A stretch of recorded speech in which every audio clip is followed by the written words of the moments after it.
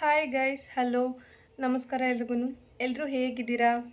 I hope ನೀವೆಲ್ಲ ತುಂಬ ಚೆನ್ನಾಗಿದ್ದೀರಾ ಅಂತ ಅಂದ್ಕೊತೀನಿ. Welcome to my channel. So ನಾನು ಪ್ರೀವಿಯಸ್ ವೀಡಿಯೋದಲ್ಲಿ ಪೊಲೀಸ್ ರಿಕ್ವೈರ್ಮೆಂಟ್ಸ್ ಬಿಟ್ಟಿದ್ದಾರೆ, ಪೊಲೀಸ್ ಕಾನ್ಸ್ಟೇಬಲ್ ಸಿವಿಲ್ ರಿಕ್ವೈರ್ಮೆಂಟ್. ಅದ್ರ ಡೀಟೇಲ್ಸ್ ಏನು, ಯಾರ್ಯಾರು ಅಪ್ಲೈ ಮಾಡಬಹುದು, ಎಷ್ಟು ವರ್ಷ ಆಗಿರಬೇಕು, ಫೀಸ್ ಎಷ್ಟು, ಹಾಗೆ ಎಜುಕೇಷನ್ ಏನಾಗಿರಬೇಕು, ಪ್ರತಿಯೊಂದನ್ನು ಡೀಟೇಲ್ ಆಗಿ ನಾನು ವಿಡಿಯೋದಲ್ಲಿ ಮಾಡಿ ಹಾಕಿದ್ದೀನಿ. ದಯವಿಟ್ಟು ಇನ್ನು ಯಾರ್ಯಾರು ಆ ವಿಡಿಯೋನ ನೋಡಿಲ್ಲ ಹೋಗಿ ದಯವಿಟ್ಟು ಫಸ್ಟ್ ನೋಡಿ. ಈ ವಿಡಿಯೋದಲ್ಲಿ ನಾನು ಕಾಂಪಿಟೇಟಿವ್ ಎಕ್ಸಾಮ್ಸಿಗೆ ಸಂಬಂಧಪಟ್ಟಿರುವಂಥ ಕ್ವಶನ್ಸ್ ಮತ್ತು ಆನ್ಸರ್ಸ್ನ ನಿಮ್ಮ ಹತ್ರ ಡೈಲಿ ಡಿಸ್ಕಸ್ ಮಾಡ್ತಾ ಇರ್ತೀನಿ ಎಲ್ಲ ವೀಡಿಯೋಸಲ್ಲೂ. ಸೊ ಈ ವಿಡಿಯೋದಲ್ಲೂ ಸಹ ಅಷ್ಟೇ ಇನ್ನಷ್ಟು ಯೂಸ್ಫುಲ್ ಆಗಿರೋಂಥ ಕ್ವಶನ್ಸ್ನ ನಾನು ನಿಮ್ಮ ಹತ್ರ ಡಿಸ್ಕಸ್ ಮಾಡ್ತೀನಿ ಇವತ್ತು. ಸೊ ವಿಡಿಯೋ ಸ್ಟಾರ್ಟ್ ಮಾಡೋಕ್ಕಿಂತ ಮುಂಚೆ ಯಾರು ನನ್ನ ಚಾನಲ್ಗೆ ಇನ್ನೂ ಸಬ್ಸ್ಕ್ರೈಬ್ ಮಾಡ್ಕೊಂಡಿಲ್ಲ ದಯವಿಟ್ಟು ಸಬ್ಸ್ಕ್ರೈಬ್ ಮಾಡ್ಕೊಳ್ಳಿ.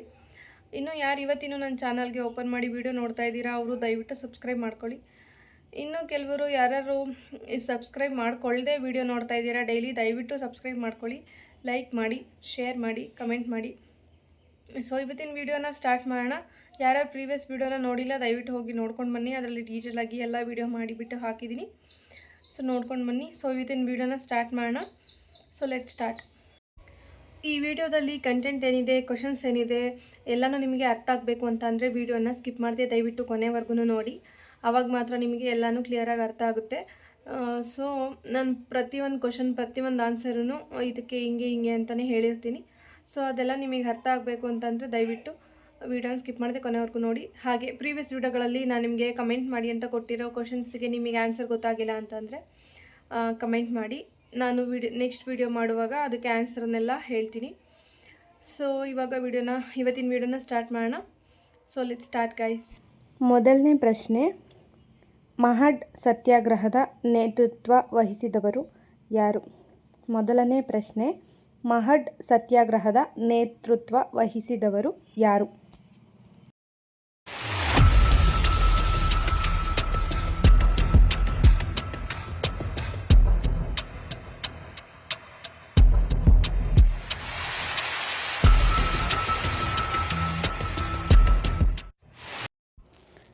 ಉತ್ತರ ಡಾಕ್ಟರ್ BR ಅಂಬೇಡ್ಕರ್. ಇವರು ಮಹಡ್ ಸತ್ಯಾಗ್ರಹದ ನೇತೃತ್ವವನ್ನು ವಹಿಸಿಕೊಂಡ ವ್ಯಕ್ತಿ ಆಗಿದ್ದಾರೆ. ಓಕೆನಾ? ಸೊ ಇವಾಗ ನೆಕ್ಸ್ಟ್ ಕ್ವಶನಿಗೆ ಹೋಗೋಣ. ಸೆಕೆಂಡ್ ಕ್ವಶನ್, ಭಾರತದ ಕೋಗಿಲೆ ಎಂದು ಯಾರನ್ನು ಕರೆಯುತ್ತಾರೆ? ಎರಡನೇ ಪ್ರಶ್ನೆ, ಭಾರತದ ಕೋಗಿಲೆ ಎಂದು ಯಾರನ್ನು ಕರೆಯುತ್ತಾರೆ?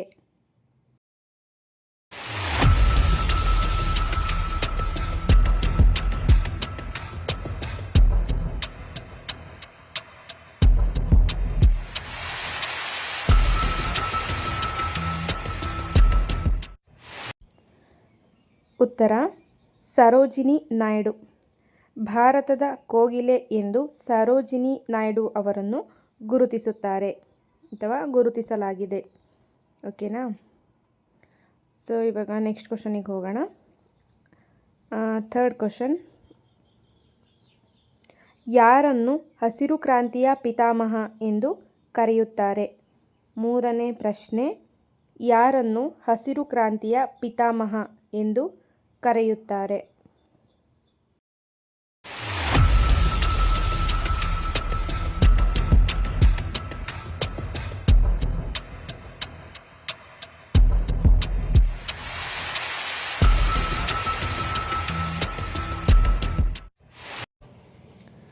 ಉತ್ತರ MS ಸ್ವಾಮಿನಾಥನ್. MS ಸ್ವಾಮಿನಾಥನ್ ಅವರನ್ನು ಹಸಿರು ಕ್ರಾಂತಿಯ ಪಿತಾಮಹ ಎಂದು ಕರೆಯುತ್ತಾರೆ. ಸೊ ಓಕೆನಾ? ಇವಾಗ ನೆಕ್ಸ್ಟ್ ಕ್ವಶನ್ ನೋಡೋಣ. ಫೋರ್ತ್ ಕ್ವಶನ್, ಆಪರೇಷನ್ ಫ್ಲಡ್ ಎಂಬುದು ಯಾವುದಕ್ಕೆ ಸಂಬಂಧಿಸಿದೆ? ನಮ್ಮ ನಾಲ್ಕನೇ ಪ್ರಶ್ನೆ, ಆಪರೇಷನ್ ಫ್ಲಡ್ ಎಂಬುದು ಯಾವುದಕ್ಕೆ ಸಂಬಂಧಿಸಿದೆ?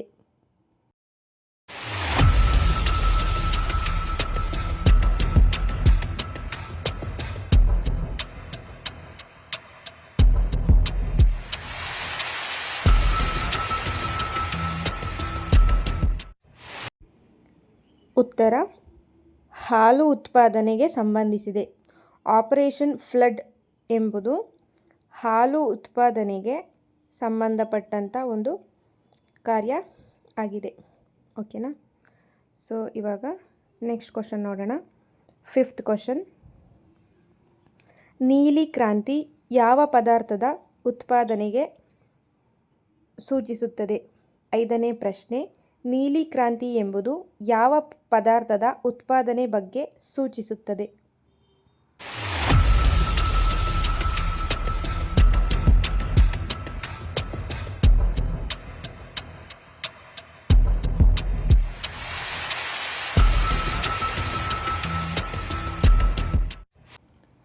ಉತ್ತರ ಮೀನುಗಳು.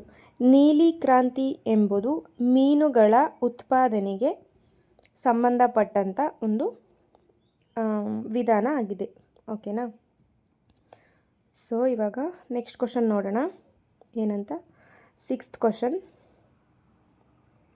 ವಿಶ್ವಸಂಸ್ಥೆಯ ಭದ್ರತಾ ಮಂಡಳಿಯ ಕಾಯಂ ಸದಸ್ಯ ರಾಷ್ಟ್ರಗಳ ಸಂಖ್ಯೆ ಎಷ್ಟು? 6ನೇ ಪ್ರಶ್ನೆ. ವಿಶ್ವಸಂಸ್ಥೆಯ ಭದ್ರತಾ ಮಂಡಳಿಯ ಕಾಯಂ ಸದಸ್ಯ ರಾಷ್ಟ್ರಗಳ ಸಂಖ್ಯೆ ಎಷ್ಟು?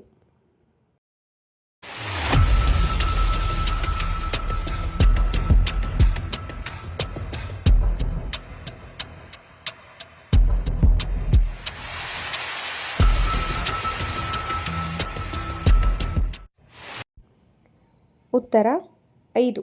ವಿಶ್ವಸಂಸ್ಥೆಯ ಭದ್ರತಾ ಮಂಡಳಿಯ ಕಾಯಂ ಸದಸ್ಯ ರಾಷ್ಟ್ರಗಳ ಸಂಖ್ಯೆ 5. ಓಕೆನಾ. ಆ 5 ರಾಷ್ಟ್ರಗಳು ಯಾವ್ಯಾವು ಅಂತ ನೋಡೋಣ. 5 ರಾಷ್ಟ್ರಗಳು ಯಾವ್ಯಾವು ಅಂತ ಹೇಳ್ತೀನಿ. ಸೊ ಮೊದಲನೇದಾಗಿ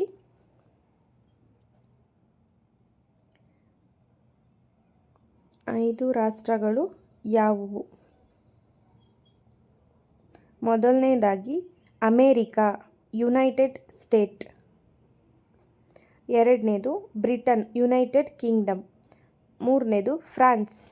ನಾಲ್ಕನೇದು ರಷ್ಯಾ. ಐದನೇದು ಚೀನಾ. ಓಕೆನಾ. ಸೊ ನೆಕ್ಸ್ಟ್ ಕ್ವಶನ್ ನೋಡೋಣ. 7th question. ಕಂಪ್ಯೂಟರ್ ಕಂಡುಹಿಡಿದವರು ಯಾರು?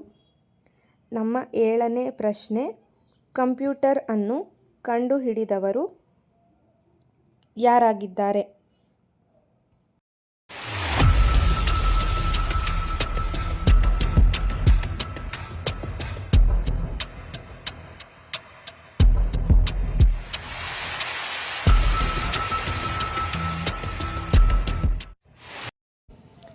So answer Charles Babbage. Computer ಅನ್ನು ಕಂಡುಹಿಡಿದವರು ಚಾರ್ಲ್ಸ್ ಬಾಬೇಜ್ ಅವರು. ಓಕೆನಾ. ಅರ್ಥ ಆಯ್ತಲ್ವಾ? ಸೊ ಇವಾಗ ನೆಕ್ಸ್ಟ್ ಕ್ವಶನ್ ಏನು ಅಂತ ನೋಡೋಣ. Next 8th question. ಎಲೆಕ್ಟ್ರಾನಿಕ್ ಕಂಡುಹಿಡಿದವರು ಯಾರು? ನಮ್ಮ 8ನೇ ಪ್ರಶ್ನೆ. ಎಲೆಕ್ಟ್ರಾನಿಕ್ ಅನ್ನು ಕಂಡುಹಿಡಿದವರು ಯಾರಾಗಿದ್ದಾರೆ?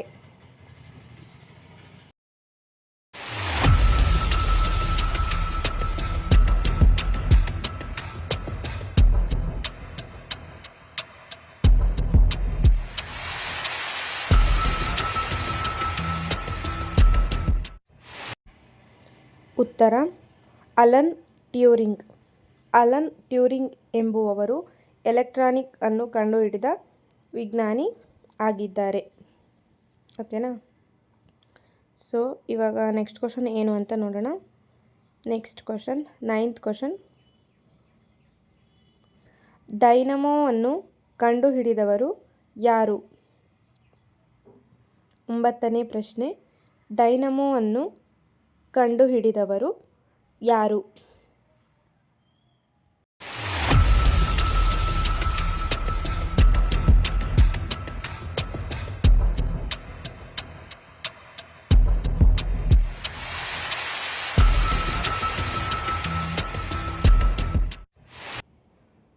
ಉತ್ತರ ಮೈಕಲ್ ಫ್ಯಾರಡೆ. ಮೈಕಲ್ ಫ್ಯಾರಡೆ ಅವರು ಡೈನಮೋವನ್ನು ಕಂಡುಹಿಡಿದ ವಿಜ್ಞಾನಿ ಆಗಿದ್ದಾರೆ. ಓಕೆನಾ. ಸೊ ಇವಾಗ ನೆಕ್ಸ್ಟ್ ಕ್ವಶನ್ ಏನು ಅಂತ ನೋಡೋಣ. 10th question.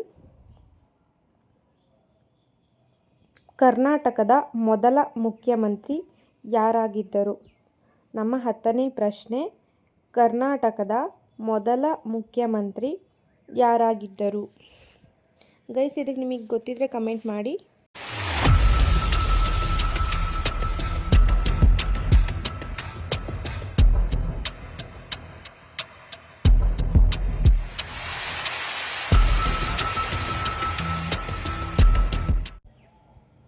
ಸೊ ಉತ್ತರ ಕೆ.ಸಿ. ರೆಡ್ಡಿ ಅವರು. ಇವರು ಕರ್ನಾಟಕದ ಮೊದಲ ಮುಖ್ಯಮಂತ್ರಿ ಆಗಿದ್ದರು. ಓಕೆನಾ?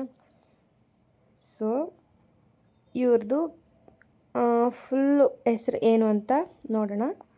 ಇವರ ಪೂರ್ತಿ ಹೆಸರು ಕ್ಯಾಸಂಬಳ್ಳಿ ಚೆಂಗಲರಾಯ ರೆಡ್ಡಿ ಅನ್ನುವಂಥದ್ದು. ಓಕೆನಾ? ಸೊ ನೆಕ್ಸ್ಟ್ ಕ್ವಶನ್ ನೋಡೋಣ. 11th question. 1973 ನವೆಂಬರ್ 1 ಕರ್ನಾಟಕವೆಂದು ನಾಮಕರಣವಾದಾಗ ಇದ್ದ ಮುಖ್ಯಮಂತ್ರಿ ಯಾರು? 11ನೇ ಪ್ರಶ್ನೆ.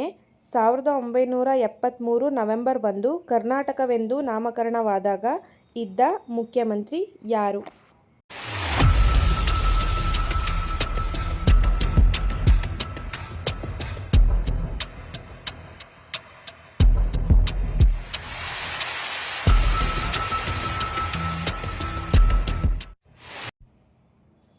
ಉತ್ತರ ದೇವರಾಜ್ ಅರಸ್ ಅವರು.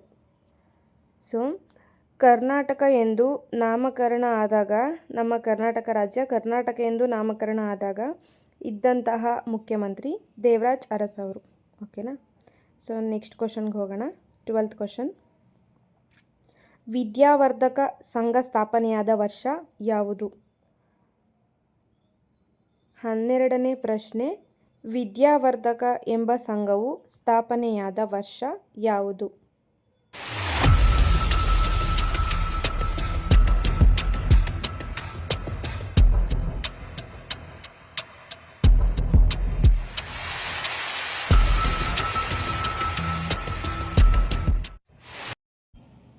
ಉತ್ತರ 1890ರಲ್ಲಿ ಧಾರವಾಡದಲ್ಲಿ ಈ ಸಂಘ ಸ್ಥಾಪನೆಯಾಯಿತು. ಓಕೆನಾ?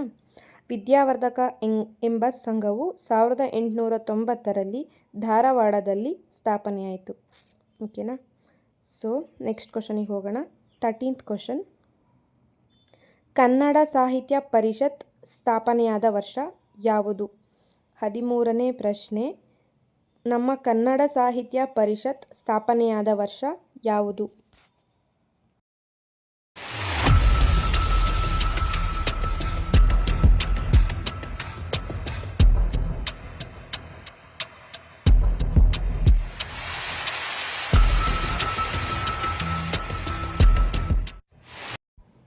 ಉತ್ತರ 1915ರಲ್ಲಿ ಬೆಂಗಳೂರಲ್ಲಿ ಸ್ಥಾಪನೆಯಾಯಿತು. ಓಕೆನಾ?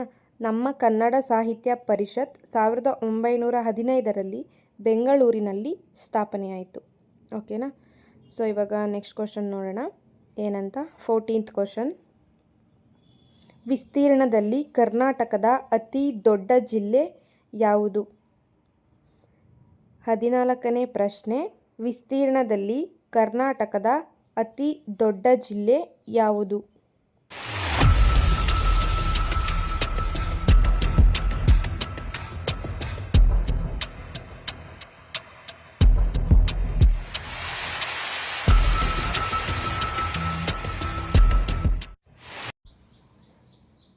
ಉತ್ತರ ಇದಕ್ಕೆ ನೀವೇ ಕಮೆಂಟ್ ಮಾಡಿ. ಎಲ್ಲ ವಿಡಿಯೋದಲ್ಲಿ ನಿಮಗೆ ಒಂದು ಅಥವಾ 2 ಕ್ವಶನ್ ಅಂತ ಬಿಟ್ಟಿರ್ತೀನಿ ಅಲ್ವಾ, ಕಮೆಂಟ್ ಮಾಡಿ ಅಂತ. ಸೊ ಇದಕ್ಕೆ ಆನ್ಸರ್ನ ನೀವೇ ಕಮೆಂಟ್ ಮಾಡಿ ಗೈಸ್. ಇಫ್ ಇನ್ ಕೇಸ್ ಗೊತ್ತಾಗಿಲ್ಲ ಅಂತಂದರೆ ನಾನು ನಿಮಗೆ ನೆಕ್ಸ್ಟ್ ವಿಡಿಯೋದಲ್ಲಿ ಆನ್ಸರ್ನ ಹೇಳ್ತೀನಿ. ಓಕೆನಾ? Next question. 15th question. ಸತ್ಯಮೇವ ಜಯತೆ ಇರುವ ಉಪನಿಷತ್ತು ಯಾವುದು? ನಮ್ಮ 15ನೇ ಪ್ರಶ್ನೆ. ಸತ್ಯಮೇವ ಜಯತೆ ಇರುವ ಉಪನಿಷತ್ತು ಯಾವುದು?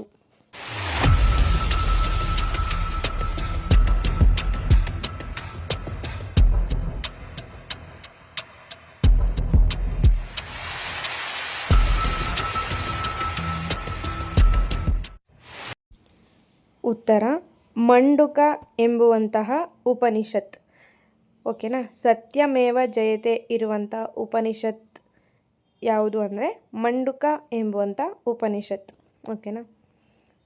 ಸೊ ಇವತ್ತಿನ ಕ್ವಶನ್ಸ್ ಇಷ್ಟೇ ಗಾಯ್ಸ್. ನೆಕ್ಸ್ಟ್ ವಿಡಿಯೋದಲ್ಲಿ ಸಿಗ್ತೀನಿ. ಸೊ ಗಾಯ್ಸ್, ನೋಡಿದ್ರಿ ಅಲ್ವಾ ಇವತ್ತಿನ ವಿಡಿಯೋ ಹೀಗಿತ್ತು. ಇವತ್ತಿನ ಕ್ವಶನ್ಸ್ ಮತ್ತು ಆನ್ಸರ್ಸ್ಗಳು ಹೀಗಿತ್ತು. ಇದರಲ್ಲಿ ಏನಾದರೂ ನಿಮಗೆ ಅರ್ಥ ಆಗಿಲ್ಲ ಅಂತ ಅಂದರೆ ಕೇಳಿ, ನಾನು ನಿಮಗೆ ನೆಕ್ಸ್ಟ್ ವಿಡಿಯೋದಲ್ಲಿ ಎಕ್ಸ್ಪ್ಲೇನ್ ಮಾಡ್ತೀನಿ ಅದನ್ನು. ಸೊ ಪ್ರೀವಿಯಸ್ ವಿಡಿಯೋ ನಾನು ಹೇಳ್ದಂಗೆ ಯಾರ್ಯಾರು ನೋಡಿಲ್ಲ ದಯವಿಟ್ಟು ಹೋಗಿ ನೋಡ್ಕೊಂಡು ಬನ್ನಿ. ಹೋಗಿ ನೋಡಿಬಿಟ್ಟು ವಿಡಿಯೋನ ಕ್ಲಿಯರಾಗಿ ಎಲ್ಲ ಅರ್ಥ ಮಾಡಿಕೊಂಡು ಹೋಗ್ಬಿಟ್ಟು ಅಪ್ಲೈ ಮಾಡ್ಕೊಳ್ಳಿ. ನಿಮಗೆ ರಿಕ್ವೈರ್ಮೆಂಟ್ಸ್ ಇದೆ ಅಲ್ವಾ, ಅಪ್ಲೈ ಮಾಡಿ ಅರ್ಜಿ ಹಾಕಿ ಆಮೇಲೆ ನಿಮಗೆ ನೋಟಿಫಿಕೇಷನ್ ಬರೋವರೆಗೂ ವೆಯ್ಟ್ ಮಾಡಿ. ಎಕ್ಸಾಮ್ಸ್ ಎಲ್ಲ ಚೆನ್ನಾಗಿ ಮಾಡಿ guys. All the best. So ಇದಾಗಿತ್ತು ಇವತ್ತಿನ ವಿಡಿಯೋ. ನೆಕ್ಸ್ಟ್ ವಿಡಿಯೋದಲ್ಲಿ ನಿಮಗೆ ಒಳ್ಳೆ ಕಂಟೆಂಟ್ ಜೊತೆ ಸಿಗ್ತೀನಿ. ನಿಮಗೆ ನೆಕ್ಸ್ಟು ಯಾವುದ್ರ ಬಗ್ಗೆ ಮಾಹಿತಿ ಬೇಕು, ನಿಮಗೆ ಏನು ಕ್ವಶನ್ಸು ಯಾವುದ್ರ ಬಗ್ಗೆ ಬೇಕು, ಆನ್ಸರ್ಸು ಎಲ್ಲನೂ ಕೇಳಿ ನನಗೆ. ನೆಕ್ಸ್ಟ್ ವಿಡಿಯೋದಲ್ಲಿ ನಾನು ನಿಮಗೆ ಅದೇ ಟಾಪಿಕ್ ಬಗ್ಗೆ ವಿಡಿಯೋನ ಮಾಡ್ತೀನಿ.